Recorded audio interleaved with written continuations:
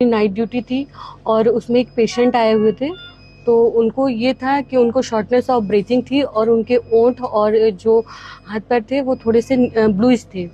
तो उनको आपने टाइप 2 रेस्पिरेटरी का वो फेलियर बताया। ये कैसे डायग्नोज हुआ?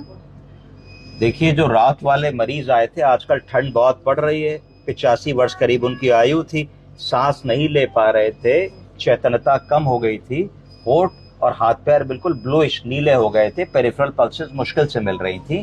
तो मैंने हिस्ट्री ली, हिस्ट्री में पता लगा कि बाबूजी बीड़ी पीते थे और उनको अस्थमा की शिकायत है।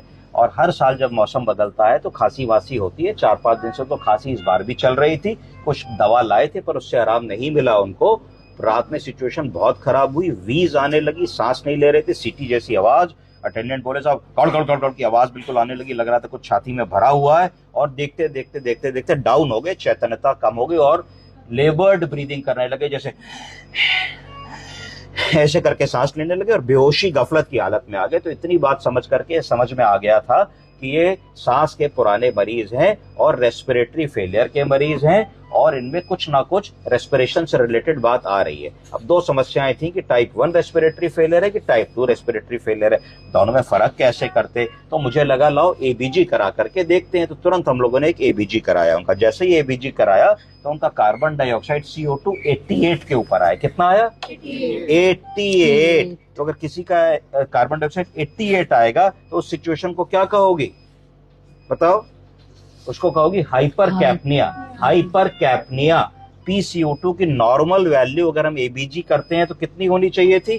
45 से कम। तो अगर 45 से ज्यादा उसकी वैल्यू आ रही है, 80 समथिंग आई, तो उसको हाइपर कैप्निया कह दिया हम लोगों ने।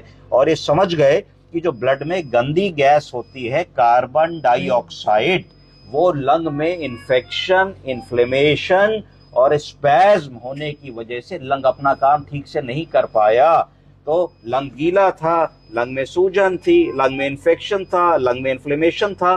तो कार्बन डाइऑक्साइड को गैस के एक्सचेंज वाली प्रक्रिया लंग रात भर नहीं कर पाया होगा। तो धीरे धीरे कार्बन डाइऑक्साइड 40 से 45, 45 से 50, 50 से 55, 55 से 60 हुई होगी, 80 एकदम से तो पहुंची नहीं होगी। जब धीरे धीरे बढ़ी होगी तो मरीज की चेतनता कम हुई होगी।